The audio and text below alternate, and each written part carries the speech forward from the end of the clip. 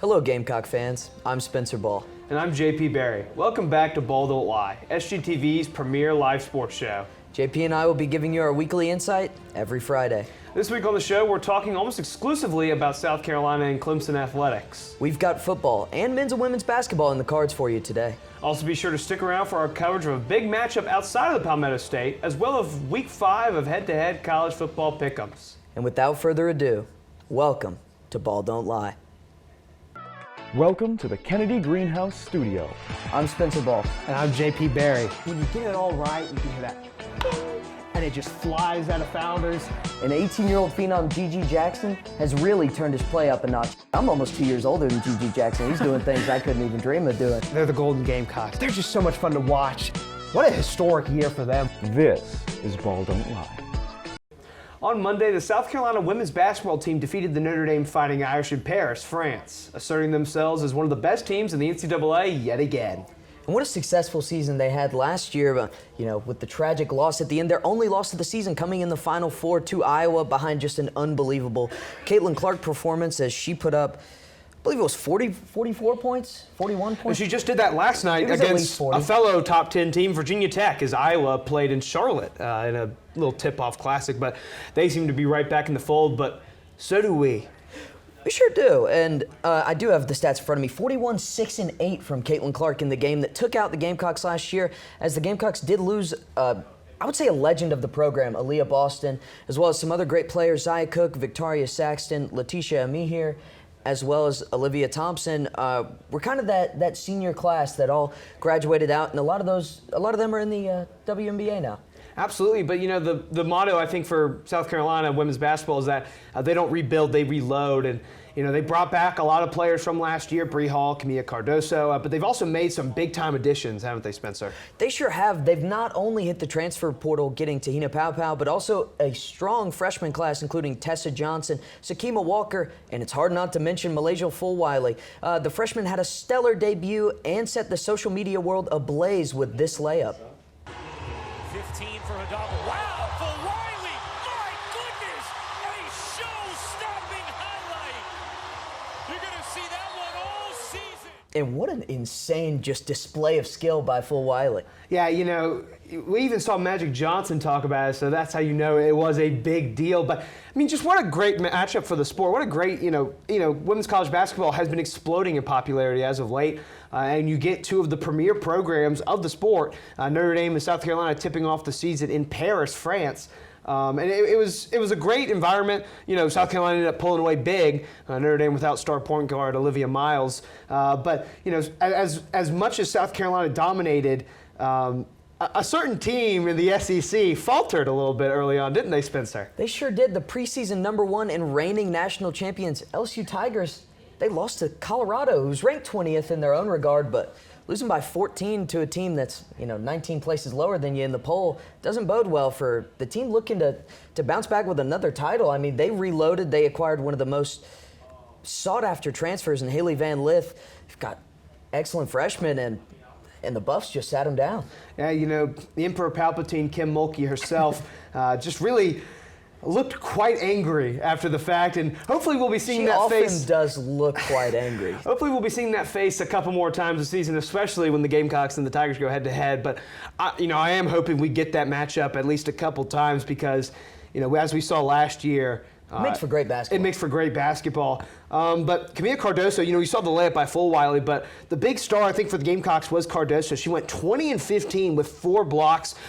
She was just dominant down low. She looks to really kind of take a hold of that center anchor position for the South Carolina team. Absolutely, and you could kind of see it building up through the season, and definitely in tournament time, Cardoso just turned into a beast for the Gamecocks. She got a lot more minutes, and she's looking to be, I won't say the Aaliyah Boston replacement because she was more of a forward than a center, but just that dominant presence down low. Cardoso is looking to fill those shoes, and through one game, she's doing it really well so far. And another fun thing about this game is the first college basketball game, men's or women's, ever played in France. Yeah, we saw the Hornets play up there in Paris a couple years ago against the Bucks, and I never want to see the Hornets play again. Yeah, things like that do tend to get the show a little bit down. So that's why we keep Hornets and Panthers talk to a minimum here on Ball Don't Lie. But It was so much fun, and the Gamecocks' schedule doesn't get any easier. Stanford in the coming weeks, as well as a big rivalry match. Exactly, Maryland, a rematch of the Sweet 16 matchup a year ago. But this week, on next Thursday, we got a little bit of a rivalry matchup. We sure do. As further north, the Clemson Lady Tigers look to climb the ACC ranks after dominating the Winthrop Eagles in a 30-point blowout. And this is a team that's looking. They've steadily improved over recent years, haven't they, JP? Absolutely. Last year they went 19-16 in a very tough ACC conference that sent 9 teams to the NCAA tournament. They fell in the women's NIT Super 16 to the Florida Gators. But I think it speaks a lot to the depth of the ACC that the 13th finished team in their conference went on to the Super 16 of the NIT. They lost some big key players. Hannah Hank especially played in every game her 4 years there in the foothills of the upstate. But as they say, their motto has been Team 49. Amanda Butler in her 6th year as the head coach at Clemson. Last year was their first winning season since 2019, her first year, and the Tigers are looking to have back-to-back winning seasons for the first time since 2000 and 2001. Yeah, the program's definitely on the rise, as starting the season off with a win that's what you got to do. You got to beat the little teams, especially like Winthrop in your own state, and that's what the Tigers are looking to do. However, they do have an unfair draw when trying to be the best team in your state. You've got arguably like a top 5 team every single year in women's basketball holding it down in the capital city. But they're going to face off soon, aren't they? Absolutely. This Thursday, it should be a very fun matchup. Because Clemson, you saw they're picked to finish 11th, a 2-spot improvement from where they finished a year ago. One of their top players, Robinson, has an All-ACC vote in the preseason. And so it's going to be a lot of, how can Clemson try to take advantage of all that South Carolina lost? But we saw what South Carolina was able to do game 1 against a team that, no disrespect to Clemson, is a lot more well-established in terms of the sphere of women's college basketball. Yeah, I don't think it's a disrespectful thing. South Carolina, they had to build that program up. They've earned it. And I think they're trying to kind of follow that path. South Carolina they had a great blueprint for success, and they're just kind of reaping the rewards right now. But last year's game against Clemson, South Carolina just destroyed them up in the upstate. But coming to Colonial Life, I think it's going to be a packed crowd, and it should be a really exciting matchup. But we're not just going to talk about women's college basketball. As in men's college basketball, the Gamecocks look to continue a strong start to Coach Lamont Paris' 2nd season with the team, and they took down the UC Upstate Spartans the other night. Yeah, absolutely. And it was really kind of shocking because last year in some of these cupcake bye games, South Carolina played with their food a little bit before pulling away, and the Gamecocks performed like a normal college basketball team. They went up early, and they never really looked back. They never took their foot off the gas pedal. Some of the walk-ons got to play. And it's a team that it's very different. You can see there they lost Gigi Jackson to the NBA draft. They lost Hayden Brown, kind of the heart and soul of the team. And one of the best 3-point shooters in college basketball, Chico Carter, departed for the DePaul Blue Devils. But it's a team that needed some change. As you can see, the results last year were paltry at best. And there's still some players back, but I think a lot of the returning players are going to be guys that you can kind of build the program around. A lot of young guys like Zach Davis, as well as Jacoby Wright, still pretty young. They all have a lot of eligibility and a lot of talent for a South Carolina team that really can't, I was going to say can't get much worse, but they were predicted dead last in the SEC this year, but they do look much improved. And as you mentioned, winning the games you're supposed to win, it didn't necessarily look like that with only squeaking out a victory over Wofford in an exhibition game by a couple points. But they got the job done against Upstate. Yeah, and I think that says a lot more about Wofford than it does South Carolina. Absolutely. And speaking of Wofford, the big addition for South Carolina, star forward B.J. Mack. First team All-SoCon, one of the best mid-major transfers available. And Lamont Paris was able to use his connections from being in the SoCon as the head coach of Chattanooga. And he was able to bring not just B.J. Mack, but second team All-SoCon player Stephen Clark as well from the Citadel. As well as Talon Cooper, the Roebuck, South Carolina native who played up at Dorman High School, and Miles Studi, who was one of the best 3-point shooters. You lose Chico Carter and you replace him with a guy who had 22 games of making 2 or more 3-pointers last season for the Vanderbilt Commodores. And he really lit South Carolina on fire, knocking down 4 threes in our matchup against Vanderbilt last year. So, it's a team that there's an excitement around it. And, people are tempering their expectations. You know, the Gamecocks, they have a big matchup tonight against Virginia Tech. That's, I think, is going to be huge.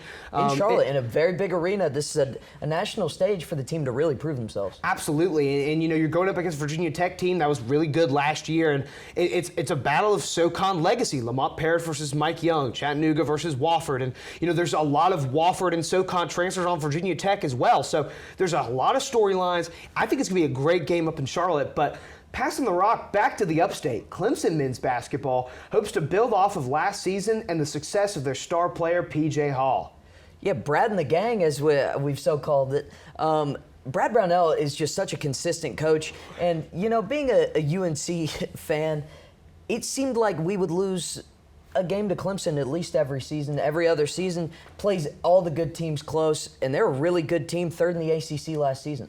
Yeah, and it's really been a testament to what he's been able to build because, you know, he has one of the longest streaks of finishing above 500, not just amongst power conferences, but amongst all of college basketball. And last year was really, they kind of put it all together. They finished third in the ACC, their highest finish since 2008. They got robbed of an NCAA tournament bid because of the weird agenda against the ACC. They got sent to the NIT.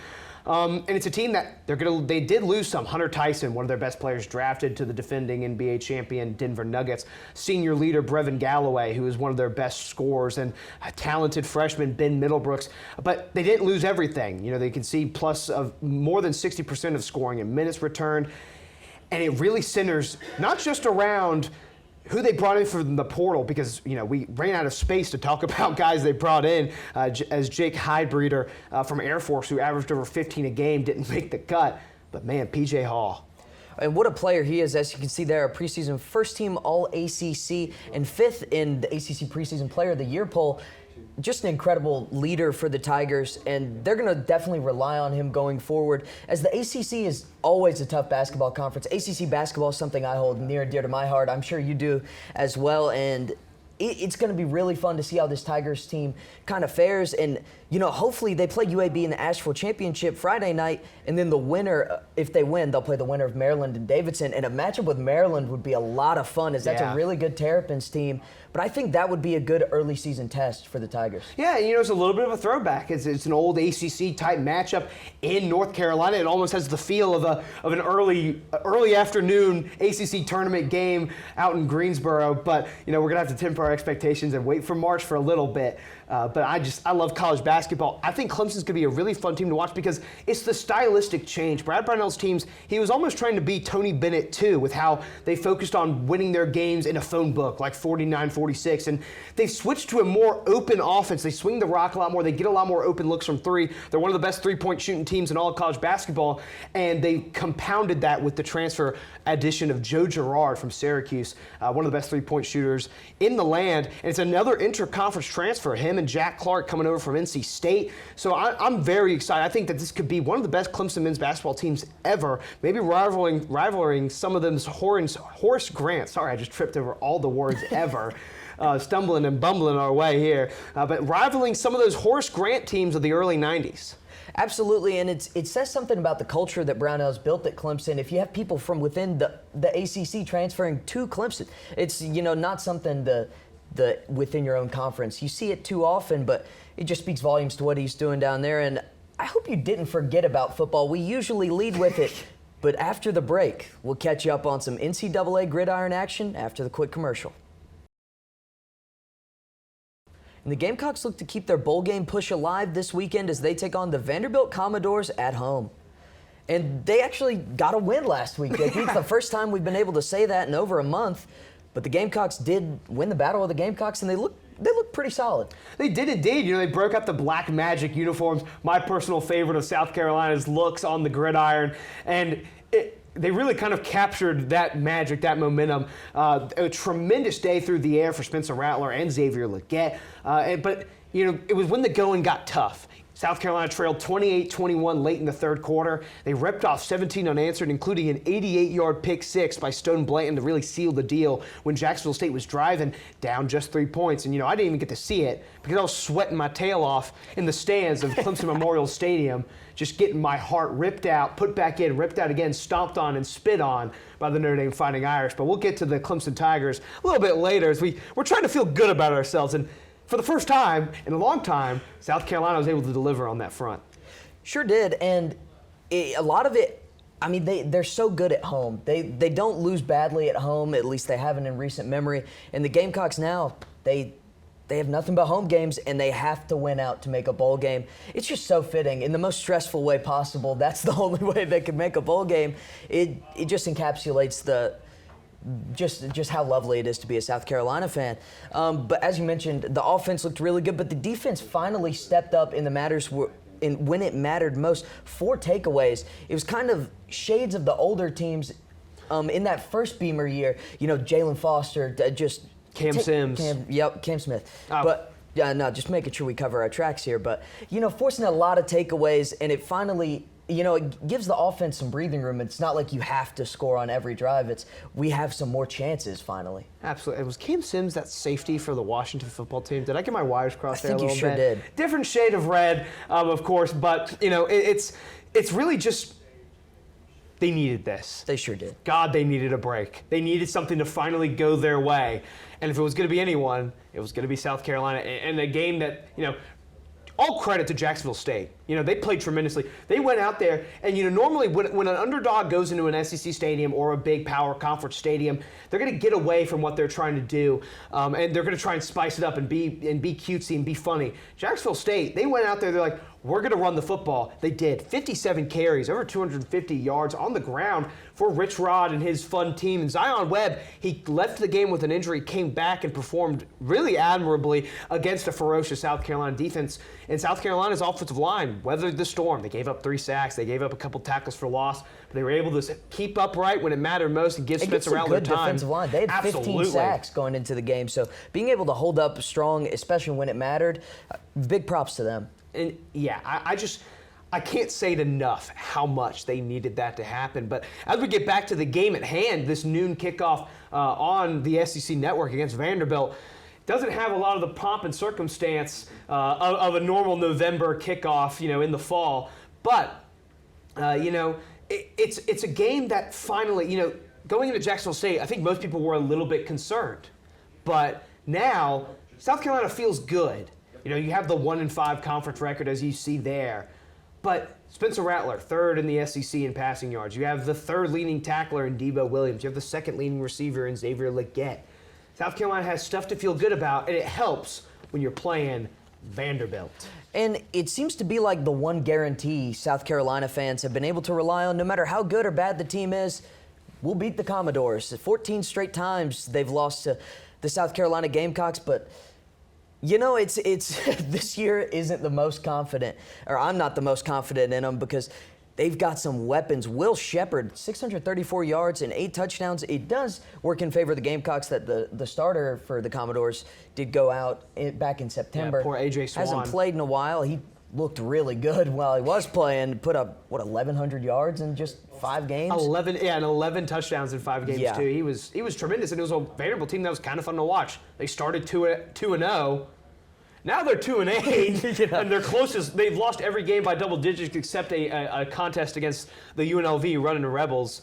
And so it's really, I think, going to come down to whether or not South Carolina can take advantage of an offense that has nothing going for him for Vanderbilt. I mean, you know, Will Shepherd, he's been great, but the run game is poor, the offensive line is bad, and Vanderbilt's defense, we have the stats up there, it speaks for itself, and I just think South Carolina, they might leave today stacking some wins, or they might leave Saturday, they might be stacking some momentum. And that's all what you can ask need. for. Going into 2 tough games, you've got home versus Kentucky, home versus Clemson. And wouldn't it be so fitting if South Carolina goes 5-6 into the Clemson game? I just feel like that would be it would just be a perfect little drama. But you got to beat Vanderbilt and you got to beat Kentucky first. So we'll see if the Gamecocks do that. As you mentioned, they look to stack some momentum. But in the ACC, Clemson has a chance to clinch a bowl game against a conference rival, the Georgia Tech Yellow Jackets. Yeah, and this is one of my favorite rivalries in all of college football. And it's great when, you know, it kind of, I don't want to say matters because, you know, people are looking at this and 5-4 versus 5-4, why does that matter? Georgia Tech hasn't been to a bowl game since 2017. This is head coach Brent Key's first year manning the program. He took over as the interim last year after they fired Jeff Collins, and he immediately delivered with some clutch wins over Duke and North Carolina. They've won 3 of their last 4, with 2 of those being against ranked opponents, Miami and North Carolina again. And so it's a Georgia Tech team. They're 4-2 in conference. They're 3rd in the ACC. It's the first time this program, much like South Carolina, has momentum. This is the first time Georgia Tech as a program has something to feel good about themselves with. And I think it starts with Haynes King, their transfer portal acquisition at quarterback. It sure does. The A&M transfer, so you can see right there, over 2,800 yards and 27 touchdowns. And it seems like he got out of that Jimbo system and started thriving at Georgia Tech. And Brent Key, as you mentioned, he's really just rejuvenated this program. They do have something to look forward to. 5-4 in the ACC with 5-4 on the season, 4-2 in the ACC with some really good wins.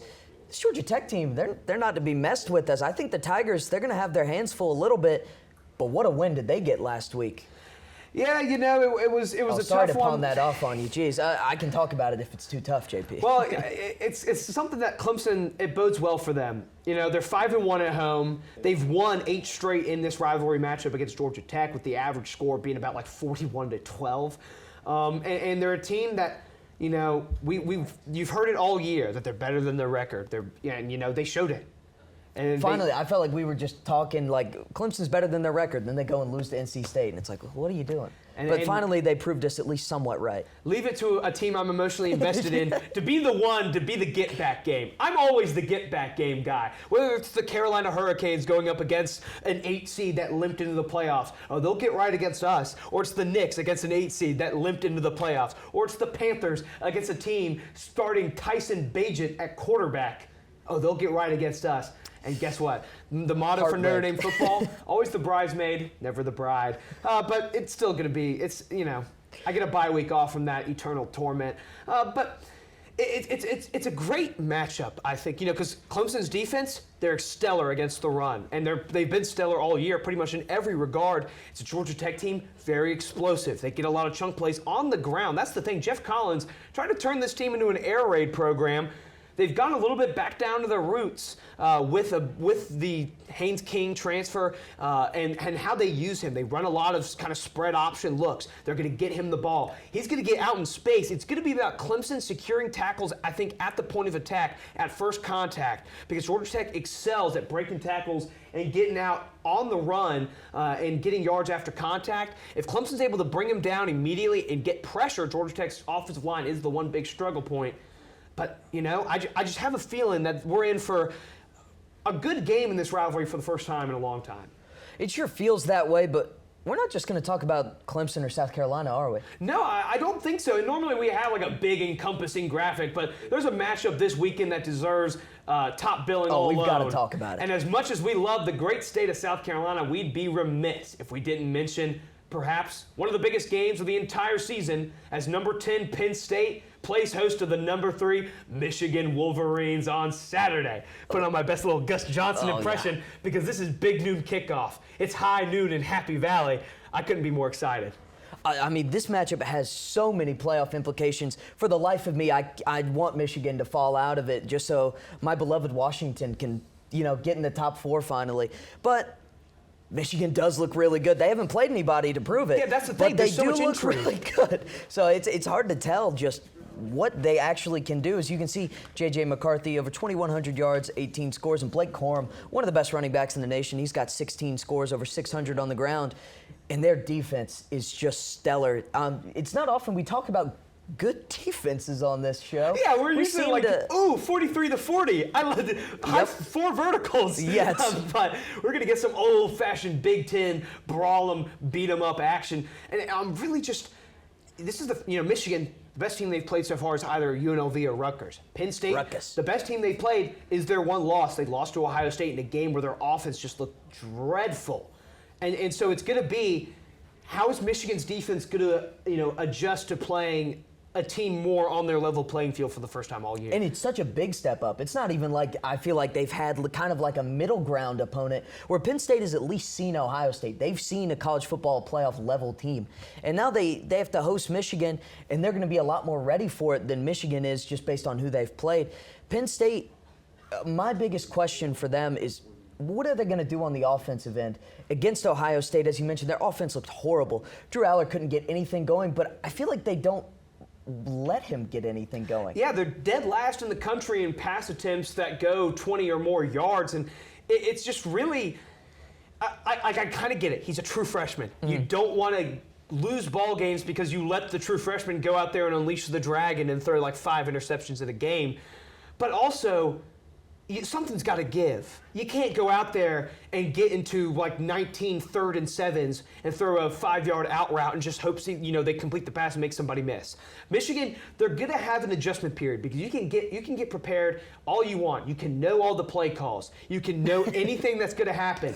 But when you get out there and the play happens, football's a fast game, man. It is a fast game, and they're going to get punched in the mouth. Michigan has not been punched in the mouth once this season by someone that wasn't like a teddy bear in a like cartoon claw factory machine. Mm-hmm. And so Penn State, despite the fact that Penn State's mascot literally looks like something you get out of a claw machine, but Penn State's going to go out there. They're going to give it their best shot because this is their last chance. Well, they better. I feel like they've been very hesitant. They can't be afraid to throw the punches at Michigan and see what they can take. Michigan, the best punch they've taken is from a team from New Jersey who's already bowl eligible. I mean, we'll give them that. I'm not throwing shade at the Scarlet Knights. Greg Schiano and Piscataway. What happens in Piscataway stays in Piscataway. But it's really just, if not now, when for James Franklin and Penn State getting this big win. They had the win over number 2 Ohio State back in 2016 with Saquon and Trace McSorley. Years ago. It's 7 years ago at this point. James Franklin is 4-15 versus Ohio State and Michigan as the head coach of the Nittany Lions. He's 3-16 against teams that come into the game ranked in the top 10. And you have. This is the crowd. It's a Happy Valley. Penn State, one of the toughest places to play. The famous Mo Bamba first play, false start, timeout for Michigan. I'm getting goosebumps thinking about that, and that's the atmosphere we're going to see on Saturday. That's what we want college football to be. That's why college football is just so special, because of things like this. It's not, well, who's going to match up in the national championship game with a playoff? It's a game, a noon kickoff in the middle of nowhere, Pennsylvania, between a team that literally lives, dies, and breathes by the hard-working blue-collar motto of Pennsylvania, going up against a team from Ann Arbor, Michigan, all the way in the middle of the country. And it's all, the eyes of the college football world descending upon this little town, Happy Valley, State College, Pennsylvania. And Drew Aller, this is his moment. This is the big, a true freshman quarterback kills for moments like this with your home crowd behind you. You have big noon kickoff there, college game days off in Georgia, Ole Miss. But, I can't wait. I think that this is going to be a good game because Michigan's just not, there's going to be an adjustment period. They're going to get punched in the mouth. In the post-Connor Stallions era, they're going to have to adjust to not knowing what the opponents are running. You're right. Yeah. As we see, there's been a little bit of a war going on in the comment section. We'll see if Michigan loses, there might be all-out anarchy. It'll be like Fallout Raiders out there. But I'm just excited, man. I love college football. I can't wait to kick up my feet tomorrow and just take it all in. It's going to be great. I feel remiss. We have to mention the two-headed dragon they have at running back, Nick Singleton, as well as Katron Allen, 2 of the best backs in the nation, and they play for the same team. So it's going to be interesting to see how Michigan deals with that. But, JP, it's not all we've got for you. We'll be right back with this week's Pick'ems to wrap up another episode of Ball Don't Lie. Welcome back to BDL Pick'ems. I'm currently 20-9 on the season, while Spencer depressingly sits at 13-16. I can't get a winning week. I just want one week where I can maybe hit the 4-win column.